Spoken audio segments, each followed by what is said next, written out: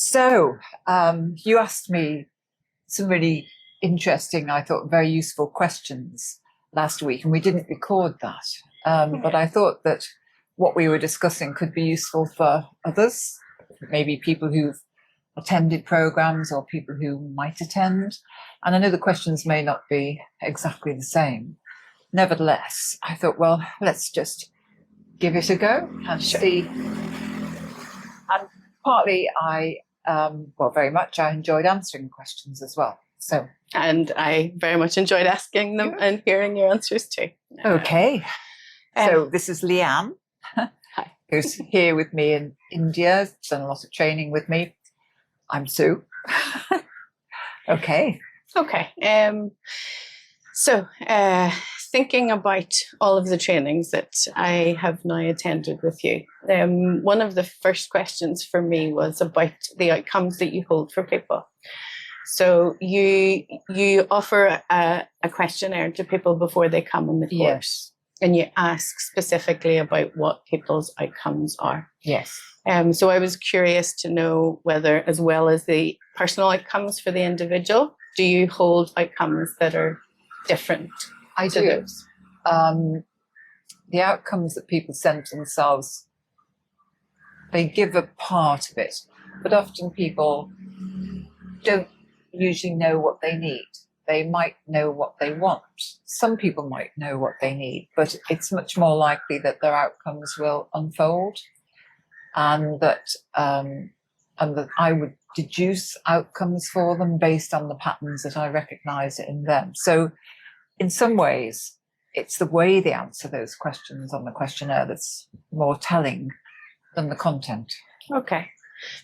So the way they answer the questions and other experience that you have of them as well that helps? Well, maybe. I might not have much experience of them in some cases, but yes, in some cases I do. So that would play a part as well. Okay. So for some people, I've got a knowledge of their patterns over time. Some people, it's the first, and the first contact may have been them, asking to register on the program or asking for more information. There's still evidence of patterns. Yes. So for those that are newer to you, would your outcome maybe perhaps evolve then over the course of a training for? I think you can see patterns pretty quickly. Okay, super. I mean, things do evolve, and I often feel that when we reach the end of a training, it's like sometimes really key outcomes emerge at that point. You go, I'd like to start at this point. And it often is the case because people come back. A lot of people come back and revisit programs. And that's great that they do. But to recognize patterns, it only takes seconds, really. Yes. Okay. Thank you. And then your evidence for success for people for their outcomes, what lets you know that they have succeeded? I think key things are that they get a real insight, like a real, metaphorically, a penny drops, a light bulb goes on about something, and they recognize either that, or both, that here's a pattern that's not been serving them well. And now they've been able to identify, or they've had awareness of what that pattern is. And they've got new choices. And they've identified, or they've had revealed to them patterns about their talents, their true talents, which a lot of people don't realize. They just don't accept or really appreciate the talents that they've got, or they may appreciate some, but there's very often ones that they never knew were a talent, for example. So they can evolve in different ways. And therefore, throughout the program, I'd expect them to be really trading on the situations and the contacts where the talents they have, they're drawing on them. They're released. And where they're using things, because things used in one context could be a bonus in another. So they're recognizing when they use patterns that don't serve them, and they're making new choices. Brilliant. Thank you. So that's outcomes that the individual holds for themselves, and that you alter other outcomes potentially that you hold for them. And then you hold an outcome. Do you hold an outcome collectively for the group? It's a collection of those things. I suppose the group is more about having everybody engaged, and also everybody in some way connected to each other, so that whatever outcomes and whatever new choices people emerge for people, that they have at the time got the support and the commitment of other people on the group, and that continues after the program as well. Yes. So it's like it's forming a community of people who can hold space for each other, both that time. So getting them connected in a way that supports that is very important. Yes, and that's clearly evident in all of the trainings that I have attended with you. Thank you.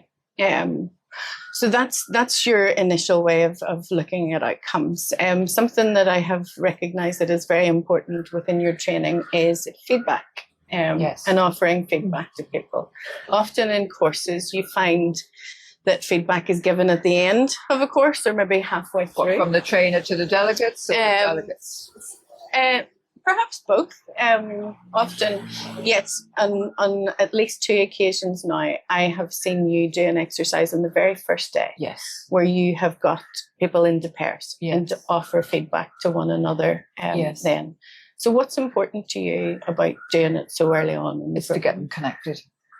And so there's a number of exercises at the beginning. If you leave people to their own devices, they might always choose, to talk to the person next to them, or, somebody they've come with or something like that. Yeah. And so those exercises are designed to really mix them up so that they're engaging with many of the people in the group. And the feedback exercise, because it's got a very tight frame. It's not saying, what didn't you like about this person? It's not giving them the opportunity to say that. It's asking them, what have they learned about somebody, or what first impressions? And the nudges towards, looking for things that have been positive, in the group. So that also has a bigger message, what I'd call a meta message, that says we're going to be giving feedback.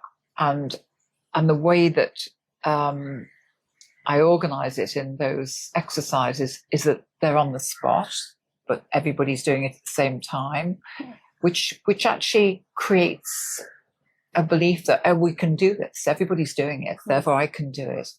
I can give feedback. People are surprised. They might say, well, I haven't actually talked to this person directly today, but when they sat down, I've had some feedback to give them. And that's lovely, because there's a learning in that we always have feedback for people. Yeah. And it's given them the opportunity to express that.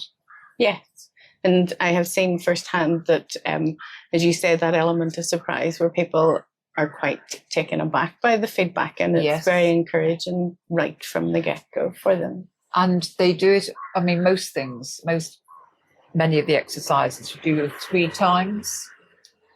And so they'll do give and receive feedback in those exercises 3 times, typically. Yes.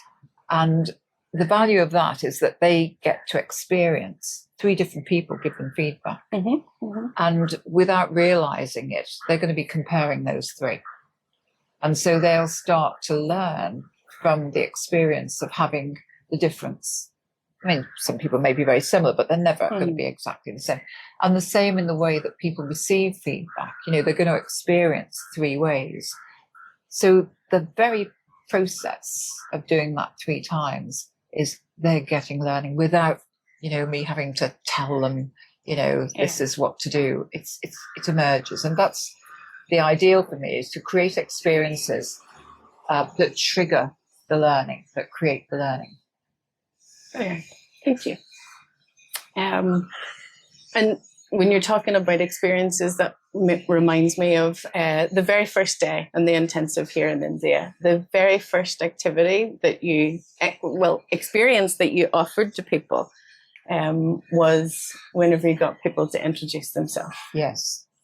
And that's one of those exercises, because the group was I would call a biggish group. It was about 24 people.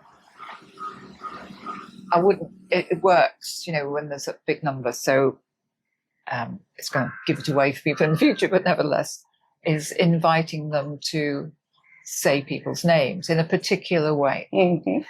And as soon as I announce that that's what they're going to do, immediately you see reactions, patterns. So some people, will go, and it's kind of apparent that I'm going to do it or they think I'm going to do it in a particular order. Mm-hmm. They think, oh, I sat at the back, I'm going to have to remember all the names.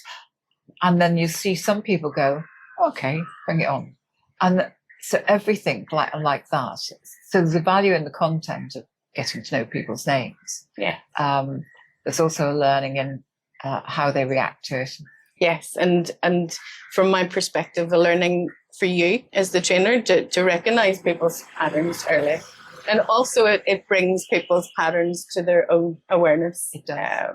With the humour and the interaction that experience. It does a lot. It's kind of, people think it's a sort of introduce yourselves. It's so much more than that. Just so much more. And I love exercises like that. I mean, that's one I would repeat. And I try not to repeat many exercises unless they really lend themselves to a group.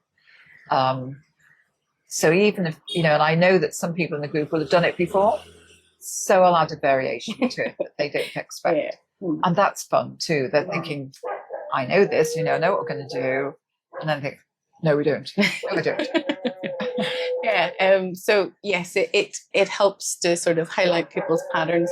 It also offers an opportunity for modelling other people's strategies. Sound canceling's working because it sounds like there's a werewolf in the background. It does, doesn't it? Could be interesting. Yes. So yes, what did you say? I was saying it also offers people insight into other people's strategies for that. So an there's a chance for them to share that as well. So they get to learn.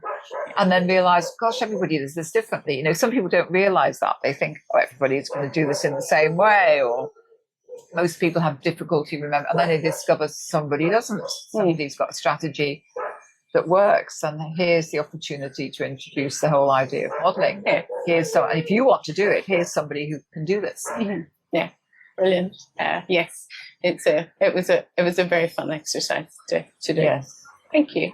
And it's also puts the emphasis on them, rather than me and Ramesh in this case up front talking to them for any length of time. So that sets the contract in a way that says you're going to be doing the stuff. We're not going to spoon feed you with things. So the very nature of it says this is how it's going to be. Yeah.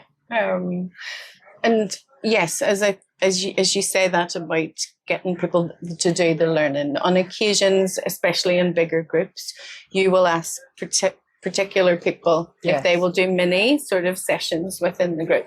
Yes. And you might get a number of people to do that. So what influences your decision about who you might ask to do that? Well, it'll often be in these big groups, especially. Well, also the intensives in France. There's often people who are on the trainer training program. And part of that trainer training program will be to deliver sessions to groups. And when we have a big group like that, there's an opportunity to break them down so they're not having to face a big group all in one go. If they haven't done this before, they have the opportunity. So we might run 3 sessions in parallel, and they get an opportunity to deliver a session on NLP or related to NLP for the group. So it'll be typically people who are on that trainer training stream, or so several people have progressed to the level of assistant, and I would expect them to be able to do that as well. Yeah, super. And the topics that they deliver, then are they something that the participants themselves choose, or is that something that you would we've discussed and agreed? Okay, because sometimes people choose things that aren't really NLP, but something they know about. Well, that's not the point. The point is to be enriching people's NLP experience. Just amusing this dog.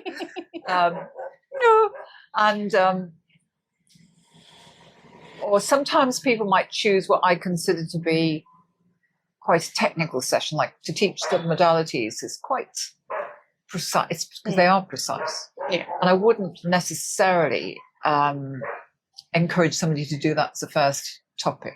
Sure. I might. So it's about what they're interested in. It's about what the group's expressed interest in, and what I feel would be appropriate for them. So we discuss it together. Yeah. Super. Yeah. Okay. Thank you. Yes. Also, during the sessions, you'll demonstrate some of those. Sometimes, yes. Yes. And sometimes some of those more complex sort of processes in that, so that people can see. What influences your decision? You know, there's times that you get lots of people saying, putting themselves forward for that. Yes. So how do you decide or who I would choose? Yeah. I would say, first of all, I don't do a lot of demos because I think there's a danger in that people will go, oh, there's this way to do it, that we have to do it the way. There's a value in them learning the structure in a particular way at first. But I think there's a risk that people think they've, got a copy. And I think for them to experiment and discover for themselves. So I don't demo a lot. Yeah. I might demo 2 processes maybe. So when I'll say who is a candidate for this, so let's say it's perceptual positions, being able to put yourself in different experience of perceptions of different people involved in the scenario. I would ask, so who has a situation that involves somebody else that's current, not going to role play, that's current, where you got a bit stuck, or you've kind of lost rapport, and you would like to find maybe say a win-win. So then, usually, several people will put their hand up, and I'll ask them just briefly. They don't have to reveal much about the content, but what's the situation? So sometimes people choose a situation, you just think it doesn't really fit. It's for all sorts of reasons. Or it's a really, really big one. I mean, I did choose somebody with a big one this last time. But I'll choose somebody who has got a real connection with the group. Because if the group's really, they don't have to know the situation. But if the group's really wanting that person to get something, they know, there's something that's important to them, then they'll be paying attention in a way that they wouldn't. If you choose somebody, no, I don't get this really, but supposing you choose somebody who's alienated themselves from the group, they might not be too bothered whether they get it or not. So the connection, the relationship they have with the group is important. So some people are, I think, I always remember when Sven-Göran Eriksson was the manager of the Liverpool football, of the England football team, he said some people are culture shapers. Some people influence what happens. And so if you get one of these people that has that kind of role which emerges in a group, then that would influence my decision as well. Okay. Excellent. Thank you. Yes. So you make sure to offer a number of different experiences to people. There was one in particular that really stood out for me. Within, I think I know which one you're going to choose. There was learning in that for me and everyone within that, with regards to the offering something to someone that is important to you. And then the other person had to do whatever duty do. Yes. So whenever you're thinking about, offering experiences like that, is that something that you plan for prior to, as you're preparing for a session, or is that something that unfolds as the day? It can be a mixture, but they often unfold during the day. You recognize, there's an issue in the group. Yes. Something people are not doing. So, it might be, for example, I'm noticing that there was a difference between, for example, the group we had here in January compared to February. And both are tremendous groups to work with. The group in January asked a lot of questions. The group in February asked questions, and they shared a lot as well. But there were moments when they could ask questions, and sometimes they didn't take the opportunity. So noticing that pattern in the group, like, oh, let's do an exercise that highlights this. Yeah. For example. Okay. And as I think about that, what I see from you in all of your trainings is whenever an experience is offered to people, you will then open it out for people to ask questions, to offer feedback, to make comments about that. Yes.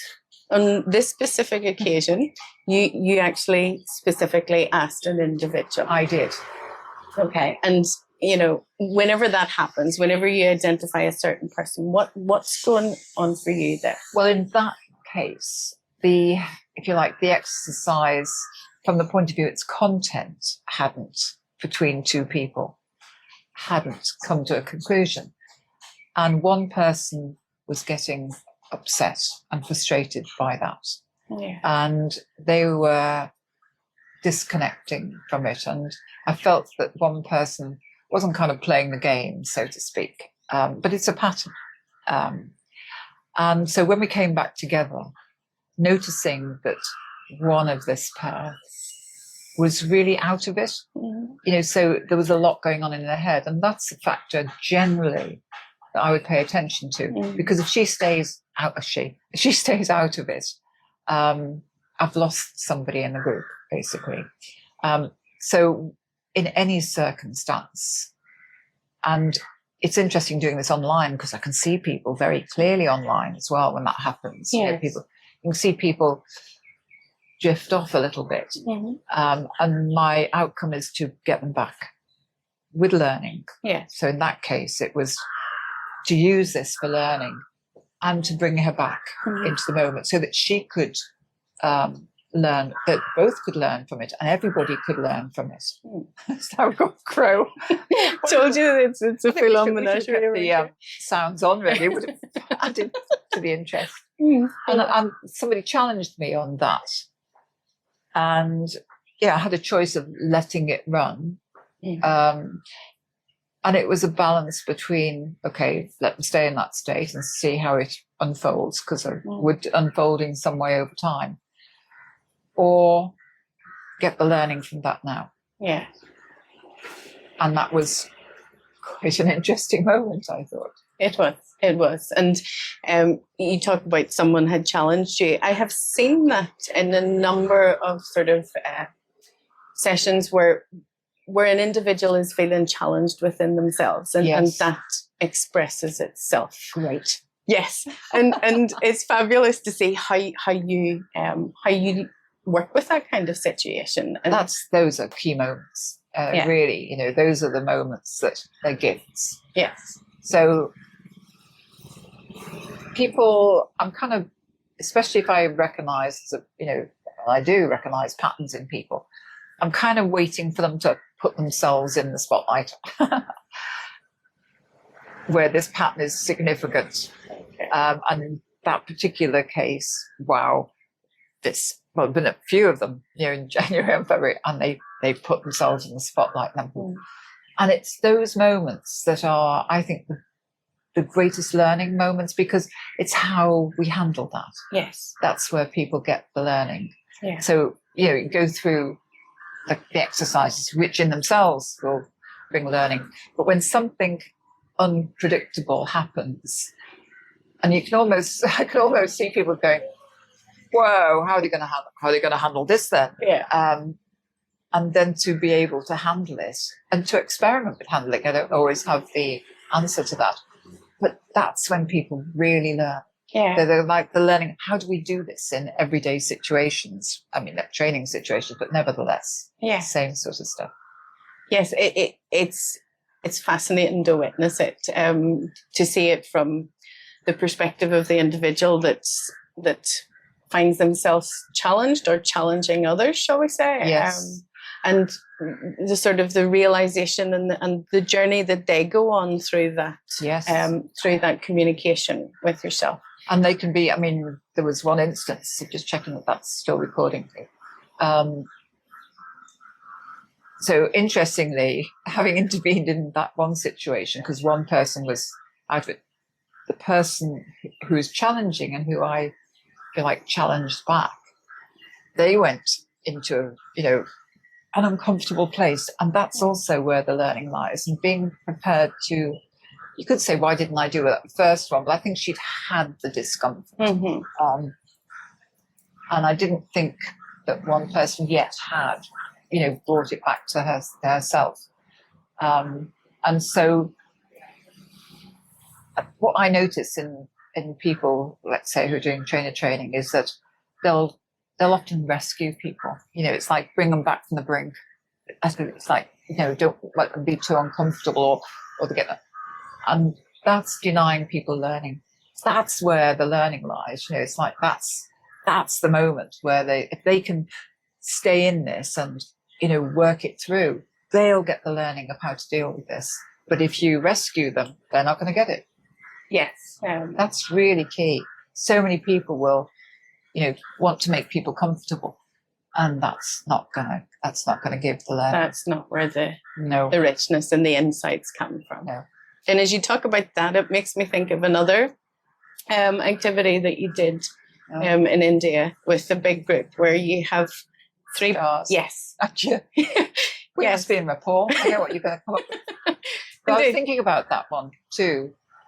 So different exercises highlight things for different people. Yeah. And it's fascinating to see how that happens. You never quite know who, but I get a sense that, in fact, in that particular case, some of the questions were designed, to bring it home to people, certain people in the group who I recognised weren't addressing certain things for themselves. Sure. And so the format can look the same. If I haven't used that particular format for quite some time, the format can look the same, a bit like the names thing, it can look the same. But the content and the questions, are very unique to that group. Yes, they're very unique, yet framed in such a way that, from my perspective of looking at them, that they cover broad enough that it would seem as if they may well sort of cover the outcomes that people are setting for themselves. Yes. Yes. Okay. Yeah. Brilliant. Thank you. There's so much within the trainings. It's the questions. And yes, another question that sort of strikes me is that one of the things that you're most famous and well known for is your book, your international best-selling book, NLP at Work. So Thank you for that plug. Did you like that? I just rolled off the tongue there. I'm not quite sure where that came from. But yes. That's a best-selling book in its fourth edition, which has been translated in about 28 different languages. Yes. So for those that haven't attended your learnings or your trainings before, that's perhaps how they best know you. Yes. Yet your trainings are very much about self. They're very much about the individual. And on your website, you even talk about, for you, personal congruence means congruence at work. Would you say a little bit more about that and what's important to you about personal congruence? It's the starting point. Okay. So although it's NLP at work, it starts with yourself. I mean, that's it's it can be misleading if people think we're going to just deal with work scenarios. Managing a team. Well, we start with managing the internal team, for example. Yeah. Dealing with feedback, it's looking at feedback for yourself, how I receive feedback. So it's NLP and how it works for us. So it's actually very personal. And then subsequently, you can translate it into situations with relationships, with work. It's key, I believe, that you get the learning, or you never totally get it, but you're applying to self. That's absolutely vital as a starting point. Yeah. So, can I ask you one question before I close? Absolutely. So what's been a takeaway either from, let's say, the most recent training, or from this interview, if you want to call it an interview? there's been so many learnings. I've had the pleasure of attending a number of your trainings over the last year, and each of them sort of feel like building blocks. For me, there's a few things, and we've talked about them here. That importance of offering real feedback in real time to people. Yes. Seeing the benefit of that, regardless of whether that feedback is what they want to hear or whether what is useful for someone to hear. That's invaluable. And I've seen that. And I saw it again in India. Yes. So that's a real learning for me. Often we're a little afraid to give feedback because we feel uncomfortable if it's We something. do we? I yes. At times I would feel a little bit uncomfortable in giving feedback if I felt that the person may not receive it very well. What an opportunity that is. Indeed, and absolutely. And that's one of the biggest takeaways for me, is because I have seen the impact and the benefit Yes. that has. If they don't receive it very well, there's the learning. Yes. For them to learn how to receive feedback. Yes. I thought we had a crow behind us. We probably do. They're building the nest up there, and it's the learning for the individual, but also the group as well. Oh yes. As you say, it helps people to see how to deal with situations like yes. that in everyday life. And sometimes in working with an individual, I can actually be working with somebody else, but Yes. then I'm talking to them, Yeah. but I'm actually talking to them. Yes. So doing things indirectly, tangentially, it's you could say sneaky, but it works. It definitely does. And I suppose that what goes hand in hand with that is that I would have had a tendency to want to rescue people as part of my pattern. Even in one of the activities we were doing, reframing a question that makes it. I did rescue somebody and had all sorts of justifications for it at the time. To make it a little easier for them. Yet I realised that that's not where the learning lies. No. So making it easier for people is absolutely. Yeah. I was listening to something about bringing up children. Well, it's on YouTube or something. They were saying things not to do, for the children. And having two sons, it's very, very tempting, to help them, and rescue them at times. Yeah. But they don't learn how to solve problems for themselves if you're doing it for them. Yeah. And it's like how to find that balance between letting people work it out for themselves, providing that space, having a belief in them and holding space for them. Yeah. Even if it's really quite, sort of volatile and it's going to happen over time. But eventually, and it's sometimes some of the biggest learnings on the programs happen when people return home, or return to their work. Yeah. And then they start noticing that they're handling things differently, or things just start to drop into place. They do on the program, but you get big learnings. It's not all going to happen, when the program time is up. Yes, and that's so very true. And that is evident in the WhatsApp groups, and that whenever people sort of offer their feedback and say, I've gone home and I've done this. And it's profound. Yeah. The things that they're showing you think, and some people might say, but you didn't cover that in detail, that technique. You didn't cross all the T's and dot all the I's, for example. And yet people find a way to make it work because they've got the principles. Yeah.